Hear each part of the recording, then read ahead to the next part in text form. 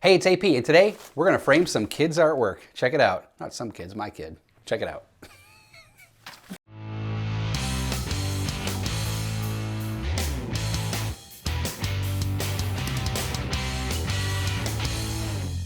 If you have little kids, you probably have tons of beautiful artwork all over the house. Maybe it's taped to the walls, maybe it's in a stack on your counter, maybe it's stuck to the fridge with magnets. Whatever your situation, if you're like us, you have a ton. And I was thinking of a way to display this art that looked nice but was easy to swap out, since it seems like every day our own little Frida Kahlo is bringing in something new. Now, a quick search of the Google for easy change kids art frames brings up some great solutions, but they're anywhere between $20 or $30 for each frame, and that's a bit high for my debit card. So I decided to make my own. This is a quick change frame that solves my problem of displaying the art while making it really easy to swap out. I mean, who wants to take down a frame, unclip the back, take out the back, take out the art, put in the new art, put on the back, reclip it, then rehang it, when all you have to do is open this up, take out the art, and put a new one in. Ta-da! I mean, the steps are a little similar, but I mean, it took me 10 seconds to do that. In terms of my shopping list, I just needed to buy some wood frames. Now, I got a 4-pack of these off of Amazon for about $30, and then I needed countersunk hinges, and an 8-pack of those was about $10. Everything else like scrap wood, paint, glue, and magnets I had in my shop, so I was able to get that $20 to $30 price point down to about $10 per frame, and an investment of only a couple of hours, not including drying time for the paint and the glue. Now, before I show you how to make these beautiful frames, please take a second to hit that subscribe button so you don't miss out on future how-to videos. All right, let me show you how they're made. All right, there's two primary parts to this. The face frame, which is the nice one you bought off of Amazon or wherever, and then there's the back frame, which we're going to make right now. To make the back frame, remove the backer board from the face frame and use that as a guide to frame out the back. I just lined up my sticks tight, marked, and then cut. If you really wanted to be nice and tidy, you could cut these at a 45-degree angle and then have fancy miter corners, but for the sake of simplicity, I just went the flush route. I cut down scrap wood to match the dimensions of the frame. You can also use square dowels to pull this off. Just make sure that whatever size dowel you get is equal to the width of the frame and thick enough to accommodate the hinge screws. That's really important. Once you have your pieces, glue them together.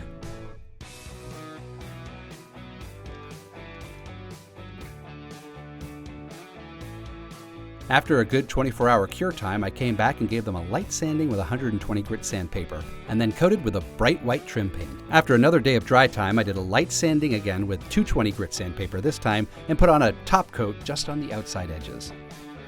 Once dry, take the backer from the face frame and insert it into our newly made back frames, and glue them in place. I used hot glue. If you don't have a hot glue gun, you can absolutely use wood glue here as well. Just know that it'll take a lot longer to cure. After the glue dries, we can put the hinges on. It's important here to drill pilot holes, as you don't want to crack either the face frame or the back frame. I put a piece of painter's tape on my drill bit where I needed to stop drilling. It's a good way to keep you from going all the way through the wood. Use a hand screwdriver to put in the screws. Using a drill will potentially damage the frame and the screws, so just go slow and be careful. If you're using wood that is not thick enough to accommodate the screws, I've heard that you can use super glue here instead. I can't vouch for this approach, so just be careful. So now I'm going to add the magnets on here to keep the frame closed. And I'm using these very thin rare earth magnets that you can get at any home center.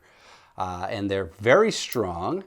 So I'm going to attach these with some super glue just right to the frame. I'm using two of them, one for the base frame and one for the top, and that will actually kind of even out the space or the gap that's left behind by the hinges. So it actually works out kind of perfectly spacing wise.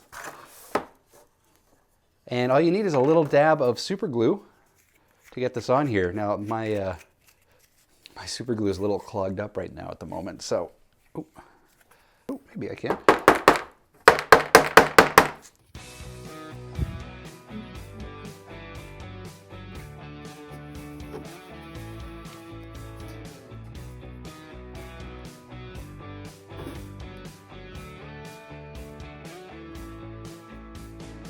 And you just kind of sandwich it together. And now I'm just going to put this aside and I'm going to put a weight on top of it because super glue likes pressure. So we're going to put this under pressure. Okay.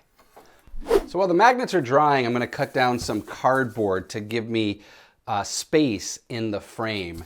Because of the fact that I've removed the backing of the primary frame and the glass and the mat, there's a huge amount of space, almost about a half of an inch, third of an inch. So I need to fill that up so the artwork stays nice and kind of taut within the frame.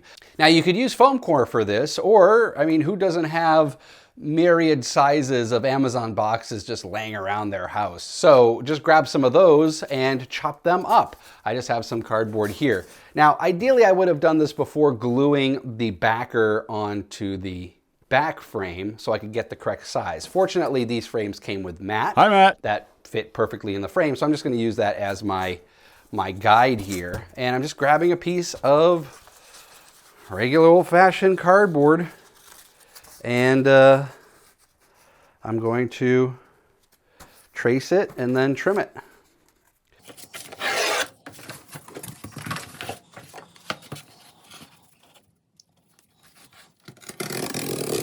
Not gonna lie, I went over and trimmed these down on the table saw to get them nice and even.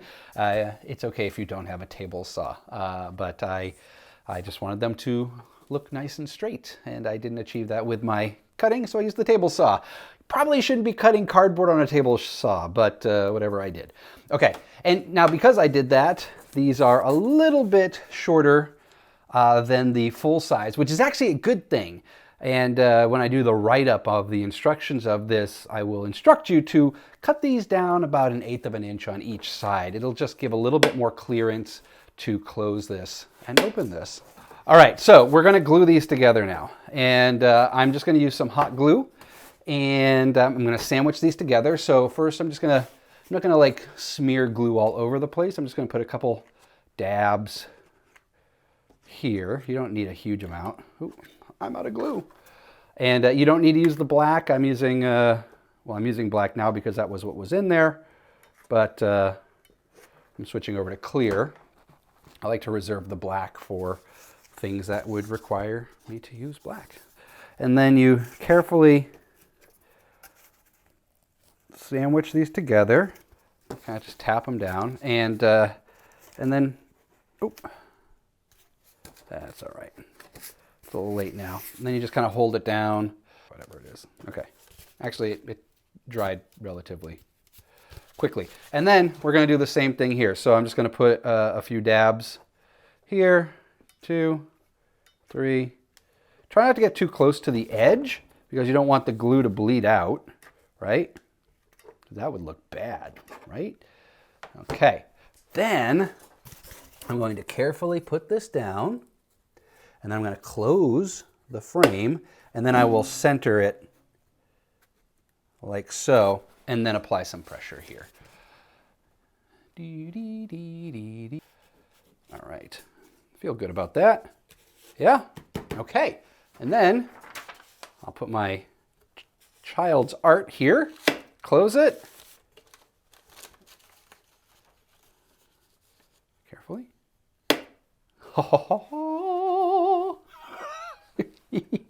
That is awesome. All right, so the last thing to do is add a hanger to this. I could use the hanger here, but because it's so deep in, so I printed some canvas hangers. I will leave a link to these in the description below, and you can download the STL. I printed them in white PETG, and I'm just going to center them and screw them on, and then we can hang them onto the walls. Cool. I'll leave a link to these 3D printable hangers below. Just find the center of the frame, use the guide on the hanger to place it, drill your pilot holes, and attach. Oh, and use a hand screwdriver here as well. Don't use a drill. You will potentially damage the screws and the frame. This is flush. Ow! Sawtooth actually hurts. Now, these are ready to hang on the wall. Woo! And in fact, you know, I still have the stand here, so I could put them like this if I really wanted to, but they're just gonna go on the wall. That's the whole point of this project. So let's go hang these up. And there we have it. The frames are mounted and they simply pop in. This is excellent. This is just great. Look at that. Oh my God. And when I need to change it, I just open it up, take it out, and I'll pop something new in. And what's really great about these too is that you can put three-dimensional artwork in here because there's no glass to kind of smush it in. This is well, this is better than I thought it would be. This is awesome. Okay. And now I just have to decide what art I actually want in here. It's so easy to change. Well, I hope you found this video helpful. If you did, give it a thumbs up. And if you're working on this project, well, leave me a comment below. Ask me your questions. I'm here to help. Share this video with a friend if you think they might find this useful. And if you haven't done so already, make sure you subscribe to the channel so you don't miss out on future awesome how-to videos. Thanks for watching.